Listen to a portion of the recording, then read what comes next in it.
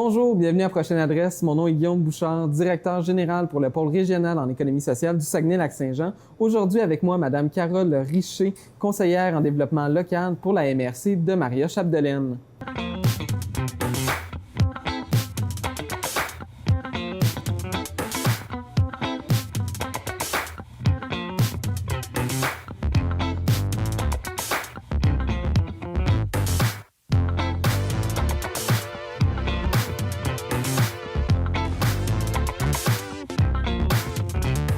Bonjour Carole. Bonjour Guillaume. Aujourd'hui, j'aimerais ça en savoir un peu plus sur les ressources en lien avec l'économie sociale. Comment ça fonctionne l'ensemble de l'écosystème? Il y a beaucoup de monde derrière tout ça. Premièrement, je vais commencer par le début parce que, tu sais, depuis 1996, quand même, le chantier de l'économie sociale, c'est le porte-parole de l'économie sociale auprès du gouvernement du Québec. Fait que s'il y a des fonds au Québec, puis s'il y a un plan d'action locale en économie sociale, c'est parce qu'il y a un chantier d'économie sociale. Sans ça, je pense pas que ce serait arrivé.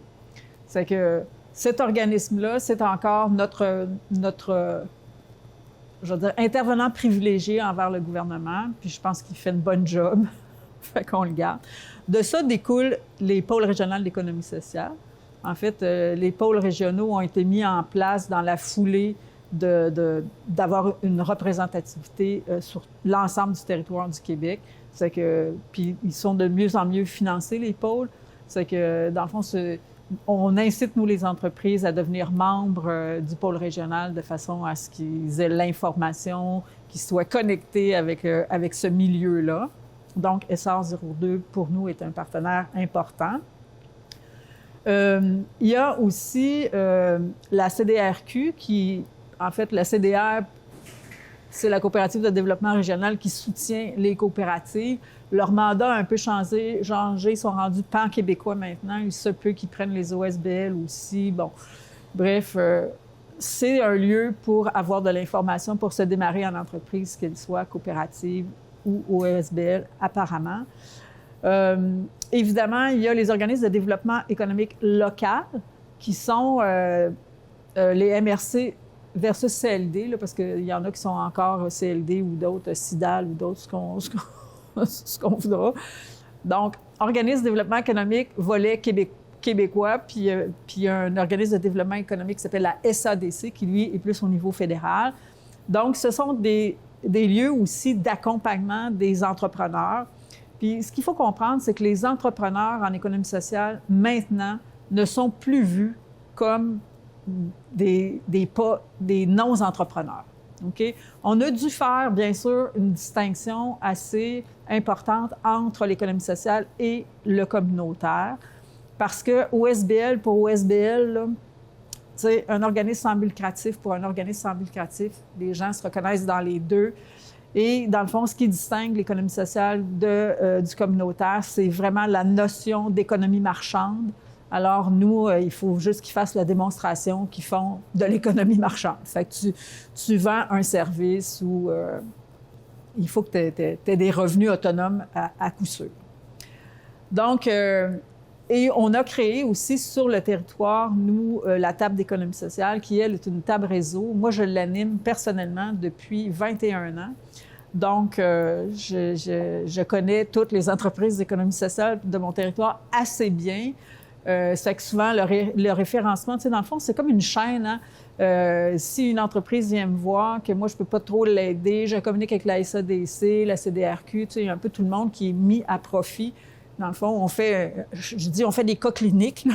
L'idée, c'est aider les entreprises à se démarrer, puis il faut juste comme pas se piler ses pieds sur le territoire, mais il y a des ressources qui existent. Puis les fonds qui sont dédiés aussi, on ne fait plus de différence pour les entreprises d'économie sociale. Tu sais, avant, on mettait un pourcentage plus haut pour les entreprises d'économie sociale. Maintenant, on ne fait plus ça parce que, dans le fond, mais on restreignait le montant maximum.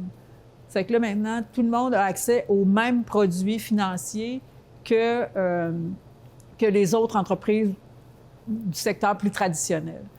Par contre, il y a des fonds dédiés qui arrivent du gouvernement, qui sont souvent dédiés à l'entrepreneuriat collectif. Donc, en réalité, on a peut-être plus de fonds pour les entreprises d'économie sociale. Je pense qu'il y a une raison à ça, c'est que ils ont une meilleure survie. Tu sais, les entreprises d'économie sociale ont une meilleure survie après 5 ans que les entreprises traditionnelles en démarrage. C'est que je pense que c'est ça qui a fait évoluer aussi les mentalités de reconnaître l'entrepreneuriat collectif comme un secteur qui répond à des besoins pour les citoyens, pas pour une partie des citoyens, mais pour les citoyens. Parce que là, ça peut devenir un choix aussi de faire affaire avec une entreprise d'économie sociale plutôt qu'une entreprise traditionnelle. Tu sais, c'est un choix, acheter, c'est voter. c'est un peu selon la sensibilité des gens, là, je vais dire ça comme ça.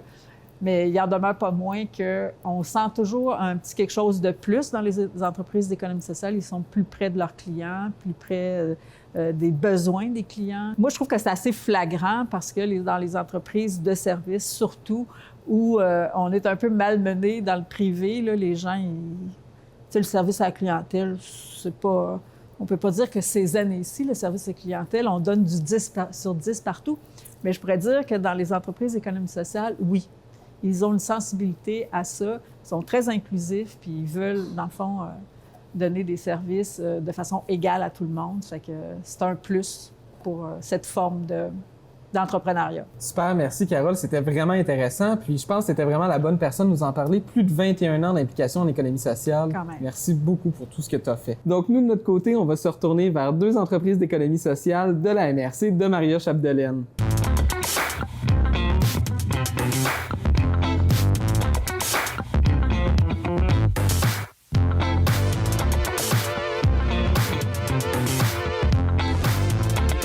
En fait, je vais essayer de le faire bref parce que l'historique pourrait être très long. En fait, le Vox existe depuis 35 ans, donc il est plus vieux que la plupart des gens qui y travaillent aujourd'hui. Mais pour faire ça rapidement, c'est en 86 que le Vox a été fondé, dans les hauteurs du promenade du boulevard. Donc avant, il était dans le centre d'achat là, à Dolbeau. En ouvrant le bar, les 3 membres fondateurs voulaient offrir un endroit unique en son genre. Un bar qui allait se démarquer par son côté artistique, musical un petit peu différent, puis par son ambiance très festive. Au fil des années, le Vox Populi s'est forgé une solide réputation dans la ville de Dolbeau, puis même à travers le Québec. C'est pourquoi le 6 octobre 2004, lorsque les propriétaires ont décidé de vendre le Vox, il y a une coalition de gens dynamiques, surtout amoureux du Vox, qui ont pris l'initiative de transformer l'endroit en une coopérative de solidarité. Ils ont instauré un système totalement nouveau qui allait permettre à la voix du peuple, hein, le Vox Populi, c'est la voix du peuple, qui allait permettre vraiment de perdurer la mission à travers les années. Puis au fil des années, le Vox s'est attiré une fidèle clientèle, je dirais même une famille. Ce qu'on entend souvent depuis à travers les années, c'est que les gens qui vont au Vox, c'est comme leur deuxième famille, il y a un gros sentiment d'appartenance. Donc, c'est un peu ce qui s'est passé là, dans les premières années. Donc, quand les fondateurs ont décidé de vendre, parce qu'il y avait d'autres projets, la clientèle qui était en place s'est dit non, on ne peut pas laisser passer ça, on veut que le Vox perdure dans le temps, on veut que ça continue. Fait que c'est en 2004, en avril 2004, que c'est devenu vraiment une coopérative de solidarité. Donc, c'est à ce moment-là que c'est devenu une entreprise d'économie sociale. Puis, voilà. Fait qu'en 2004, il y a une gang qui ont pris la relève puis qui ont décidé de faire une coop avec ça.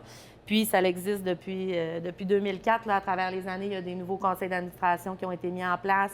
Les générations, de génération en génération, il y a toujours eu des nouveaux membres qui ont fait en sorte que la coop continue de grandir puis de traverser les années. On offre un endroit rassembleur où, comme disait Marilyn tantôt, les gens ils se sentent vraiment comme chez soi. Il y a une table de baby-foot, il y a une machine à boules, il y a une terrasse en plein centre-ville. C'est vraiment un endroit sans prétention où les gens aiment venir passer du bon temps. Puis aussi, on est un bar spectacle underground. Environ une fois par mois, on a un show de musique. Parfois, c'est des artistes émergents. Parfois, c'est des groupes plus populaires.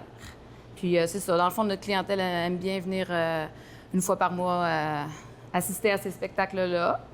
Puis en temps normal, les gens aiment beaucoup danser aussi au Vox, tu sais, avec la musique forte, rock. Puis, depuis toujours, les gens dansent face au mur. Vous en avez sûrement déjà entendu parler, mais oui, c'est vrai, puis c'est le fun. Oui, c'est légendaire. Là. En fait, le monde qui vient d'ailleurs aussi, même les groupes de musique, quand ils arrivent au Vox, ils nous demandent souvent « C'est vrai que ça danse devant le mur? » Oui, c'est une tradition, ça a toujours été comme ça. On ne sait pas pourquoi, mais ça restait encore aujourd'hui. Puis je voulais ajouter un petit quelque chose aussi. Ce qui a fait en sorte au départ, je ne l'ai pas nommé tantôt, qu'on est devenu une coopérative, les sous qui ont permis un peu aussi à la gang qui ont mis ça en place, c'est d'aller chercher des subventions pour devenir un bar-spectacle. Fait qu'avant, les spectacles, c'était plus... ils payent la porte, c'est du monde qu'on connaît, ils ont eu des plus gros bennes aussi, mais c'est vraiment devenu un endroit de spectacle réputé à travers le Québec à partir de ce moment-là. Donc, c'est devenu un bar-spectacle avec les subventions qui étaient là pour ça. Là. Bien, environ une quinzaine d'employés. C'est sûr que ça dépend selon l'achalandage puis les saisons. Mais en général, dans le fond, il y a les barman, les barmaids, il y a les boss boys, il y a des DJ, il y a le portier, il y a la personne qui book les spectacles de musique, il y a notre super concierge qui nous aide beaucoup. Ensuite, c'est ça. Dans le fond, la plupart des employés sont à temps partiel, puis la gérante est à temps plein. C'est sûr que ultimement, ce qu'on désire, c'est que le Vox perdure à travers les années. Ce que ça prend, c'est que notre clientèle demeure fidèle puis qu'elle se régénère de génération en génération. On essaie beaucoup d'attirer les jeunes parce que les vieux du Vox continuent toujours de venir. Peu importe l'âge, je pense que notre clientèle est assez... elle couvre toutes les sortes d'âges, toutes les sortes de personnes. On veut vraiment que tout le monde se sente comme chez eux, les bienvenus. Mais c'est ça, ce qu'on désire, c'est peut-être d'attirer un peu plus la clientèle jeunesse d'aujourd'hui. Fait qu'on essaye de s'ouvrir un petit peu à de la nouveauté. En même temps, on veut que le Vox garde l'âme du Vox qui a toujours été. Fait que plus underground, continue d'avoir des spectacles un petit peu plus dans l'émergence, d'aller chercher des choses qu'on connaît moins. Mais voilà, ultimement, ce qu'on veut, c'est que ça perdure dans le temps. On entend souvent des membres dire « Ah, ce que je veux, c'est que mes enfants dansent en avant du mur. » Puis je pense que c'est vraiment ça, c'est que ça continue d'être une place connue à Dolbeau, qui fonctionne bien, puis qu'on ait tout le temps autant besoin d'employés, puis que ça roule. Là. C'est vraiment notre but premier. Environ, en fait, depuis 2004, justement, comme Marilyn le disait tantôt, quand c'est devenu une coopérative, c'est la clientèle et beaucoup les employés du temps qui ont décidé de devenir membres. Mais depuis ce temps-là, environ, on a à peu près 200 membres. Puis c'est vraiment, à toutes les années, ils s'en rajoutent. C'est n'importe qui veut devenir membre. Des clients qui aiment ça venir ici puis qui sentent vraiment un attachement, bien, ils disent « Pour 100 $, tu deviens membre à vie ». Donc, les membres peuvent participer, voter aux assemblées générales. Puis ça, c'est une fois par année, dans le fond, les assemblées générales annuelles. Puis par le fait même, ils peuvent devenir administrateurs du CA aussi pour prendre les décisions générales de la coopérative. Puis ensuite aussi, on a des soirées exclusives aux membres. Il y a des rabais pour les membres en tout temps également, puis sur les consommations, les spectacles à venir, puis les articles promotionnels, les chandails du Vox, là, les casquettes, tout ça. On essaie de les maintenir actifs un petit peu. On fait des sondages. Là. On a une page Facebook, on a un site web. On essaie de les garder toujours informés de nos soirées, nos spéciaux, nos assemblées, nos spectacles. On essaie aussi d'aller chercher un peu leur opinion, leur désir. Ce qui fait d'un membre impliqué, c'est un membre qui est là souvent. Fait que souvent, on a des clients réguliers qui nous partagent des choses qu'ils aimeraient voir ici, des soirées qu'ils aimeraient vivre. Depuis quelques temps aussi, on offre des nouvelles sortes de soirées, peut-être plus formule 5 à 7. On ouvre un peu nos portes à d'autres styles de soirées. Par exemple, il y avait eu justement la soirée d'entreprise d'économie sociale qui était venue faire leur événement ici. Donc, on essaie de s'ouvrir à ça aussi pour permettre à nos membres d'avoir des locaux disponibles pour faire toutes sortes de soirées. Bien, le modèle de coop a été choisi au départ vraiment pour s'assurer de garder l'essence du Vox puis que ça perdure dans le temps.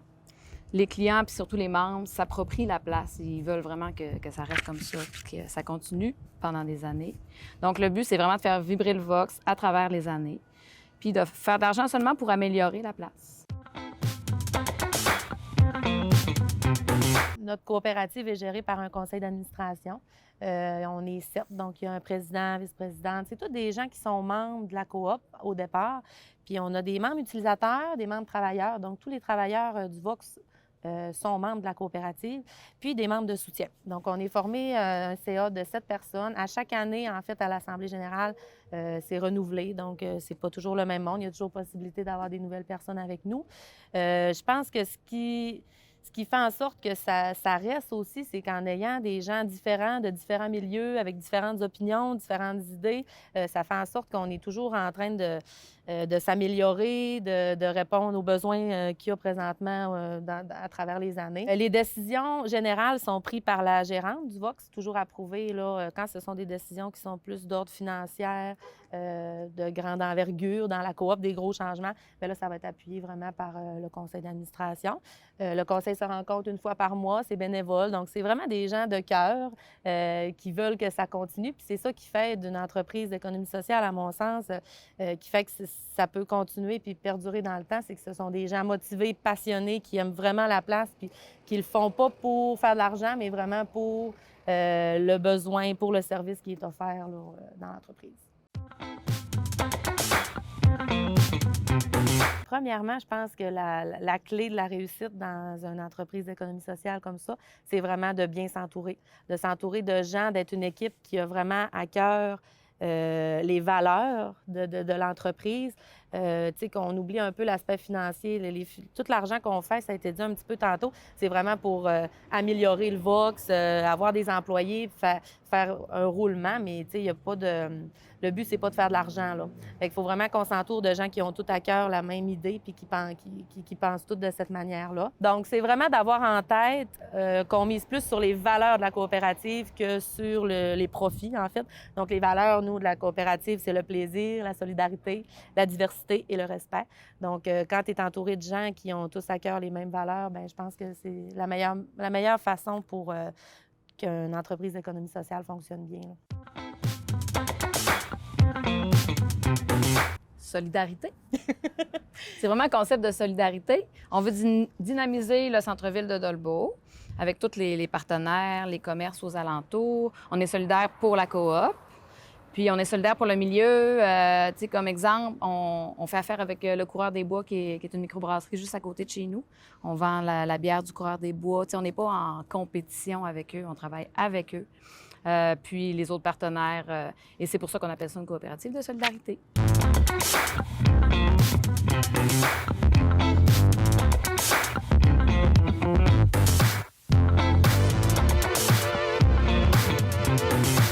Alors, le Studio Fusion, au départ, là, ça a été créé en 2014 par Annie Bouchard-Mercier, qui était une nutritionniste là, qui habitait à Dolbeau là, à l'époque. Puis, ça s'appelait Studio Fusion Corps et Esprit à l'origine. Sauf qu'en 2019, on a changé pour devenir une coopérative. Puis là, c'est rendu le Studio Fusion Coop de solidarité, le nouveau nom. Donc, ça a commencé une entreprise privée. Ça a grossi tranquillement. Annie, elle a pris des nouveaux instructeurs, donné plus de cours. Puis, c'est devenu là, une coopérative. Donc, aujourd'hui, là, on a un CA qui dirige, en fait, là, le studio. Puis on est 10 membres là, environ qui s'occupent de ça.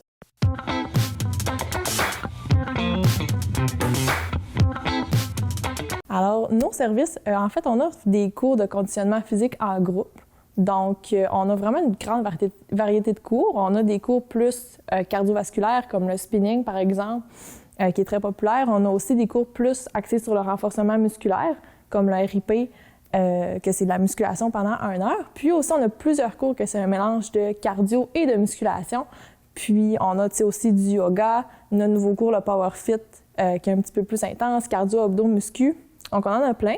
Puis, c'est adapté aussi là, à vraiment tous les niveaux. Donc, les gens qui sont débutants ou qui sont habitués de faire du sport, vraiment, là, tout le monde peut y aller parce que les profs, en fait, ils ont plusieurs options pour faire des modifications pour chaque exercice. Donc, dans chaque cours, on est capable de trouver là, ce qu'on veut finalement pour travailler là, à son niveau puis à son rythme.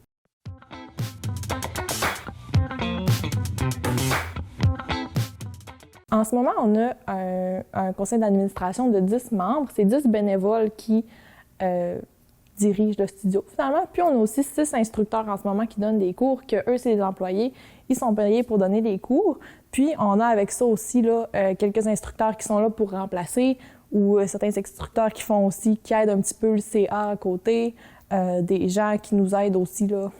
T'sais, on a comme 10 bénévoles, 6 employés, mais plusieurs gens qui gravitent autour aussi pour aider là, le studio une fois de temps en temps.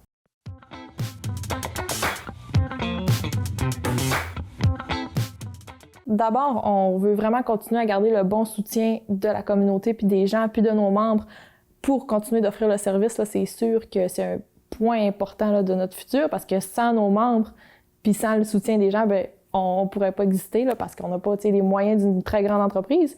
Puis aussi, on aimerait vraiment ça attirer dans les prochaines années là, une clientèle plus jeune parce que là, présentement, on a beaucoup de gens plus adultes ou plus âgés qui viennent, mais on aimerait pouvoir créer une relève. Fait que si on a assez de fonds, on aimerait acheter, par exemple, des matériels pour faire des trampolines ou ben du bungee fitness ou ben des cours de TRX, par exemple. Là. Fait que c'est plein de cours qu'on aimerait essayer d'aller développer, mais c'est sûr que ça prend des sous pour faire les installations parce que c'est des grosses installations, mais on aimerait ça, là, avoir justement une clientèle plus jeune là, dans le futur qui vient à nos cours.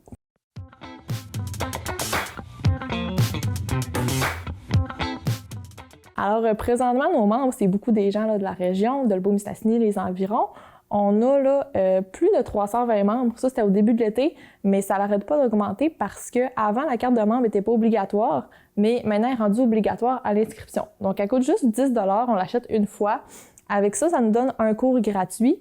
Et aussi, ça nous donne là, justement accès aux assemblées générales pour pouvoir donner son opinion pour les horaires, pour les cours, justement. Si quelqu'un est intéressé à proposer un cours, ben il pourrait donner son opinion dans les assemblées. Fait que c'est vraiment intéressant, c'est pas très cher. Puis nous, ben, la carte de membre, c'est une façon d'aller chercher aussi là, de l'argent de plus pour pouvoir investir là, dans le studio. En fait, notre clientèle présentement, là, nos membres, c'est surtout des femmes adultes.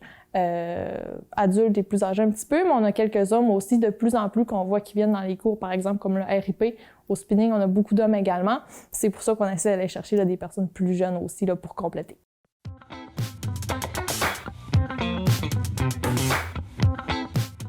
On est très proche des membres, puis les instructeurs, dans les cours, quand on vient, c'est une ambiance conviviale, puis ils appellent les participants au cours, on les appelle par leur nom, puis tout le monde se connaît, fait que c'est vraiment le fun. Puis, présentement, on parle, vu que c'est un petit milieu, on y va beaucoup encore avec le bouche à oreille, parce que les membres, c'est nos amis, nos collègues de travail, souvent notre famille, donc on va vraiment y aller avec le bouche à oreille quand on a des informations à véhiculer. On a aussi une page Facebook qu'on publie là, quand même fréquemment. Plusieurs fois par semaine, on fait des publications pour garder actif. Là-dessus, on a l'horaire des cours, on a la description des cours, plein d'informations, des fois même des concours. Quand on a des choses plus importantes des fois à véhiculer, on va aussi aller par courriel. Depuis cet été, là, on a instauré ça, on envoie des courriels. Pendant la pandémie, on était fermés. Puis pour garder justement les gens motivés, les garder avec nous, garder le contact, on a donné pendant plusieurs semaines des cours live en ligne, en fait. Donc, c'était des cours donnés bénévolement. Puis justement, on aimerait ça prendre le temps de remercier un de nos instructeurs, qui est Nicole Savard, qui a donné vraiment beaucoup de cours bénévolement pendant qu'on était fermés. Donc ça, c'est un moyen qu'on a gardé là, pour essayer de garder nos membres le plus possible, même si on était fermés.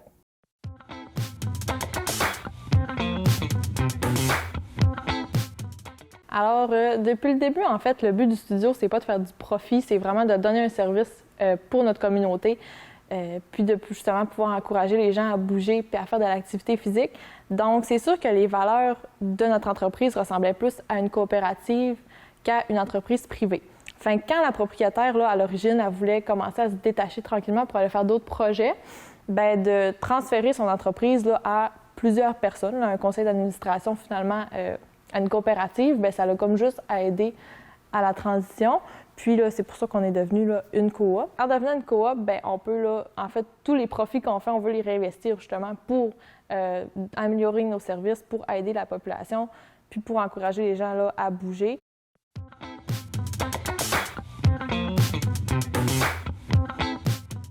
Bien, la plus grosse différence, c'est clairement qu'on est plusieurs personnes à prendre des décisions plutôt que ce soit une seule personne, là, comme dans une entreprise privée où une ou deux personnes.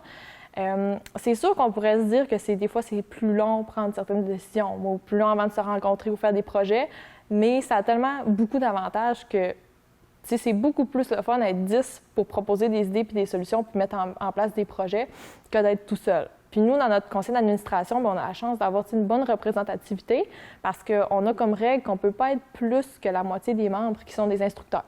Donc, on a quelques instructeurs dans le CA qui peuvent s'occuper justement des cours, des horaires, puis tout ça. Mais on a aussi des membres qui sont juste des participants ou des membres là, qui sont dans des champs d'expertise différents, comme par exemple qui ont plus de facilité avec la comptabilité ou bien des choses comme ça. Fait qu'on vient vraiment se compléter, puis on est plusieurs là, à pouvoir trouver des suggestions, des idées, des solutions, se séparer là, le travail, justement. On fonctionne beaucoup avec des sous-comités aussi, financement, horaire, qu'on avait un comité COVID.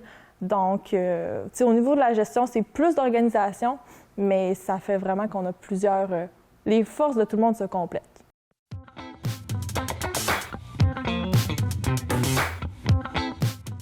C'est important d'avoir un CA diversifié pour que les gens se complètent avec leurs forces puis les faiblesses des autres. Comme par exemple, on a des gens qui sont meilleurs sur les réseaux sociaux, on a des gens qui sont meilleurs justement avec la comptabilité ou tout ce qui est plus technique. Il y en a qui sont meilleurs justement pour planifier les cours puis tout ça. Donc, c'est vraiment important d'avoir un CA qui est diversifié.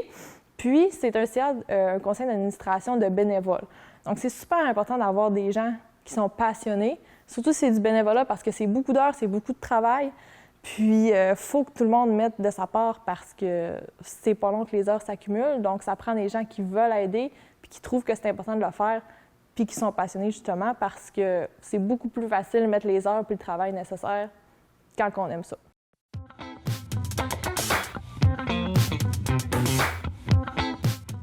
Pour nous, économie sociale, c'est vraiment solidarité. C'est le premier mot qui nous vient en tête là, à tous. Solidarité de la part des membres, des instructeurs, des bénévoles, de la communauté. Le meilleur exemple, c'est cette session-ci. Bien, en fait, cet été, on a commencé une campagne de sociofinancement sur la ruche. Puis, on est allé chercher l'aide justement des gens qu'on connaissait, l'aide des entreprises de la région, l'aide de nos participants qui venaient avant.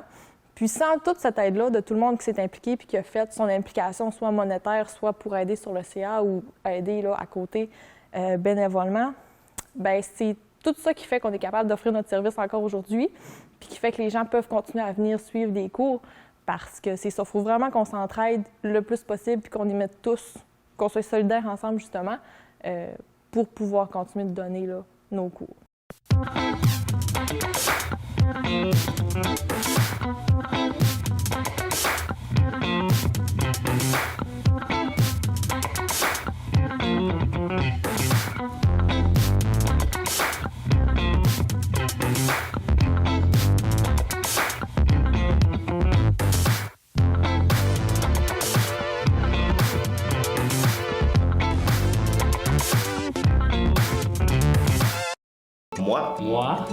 Moi, je travaille en français. Moi, je travaille en français. Moi, je travaille en français. Moi, je travaille en français. Moi, je travaille en français.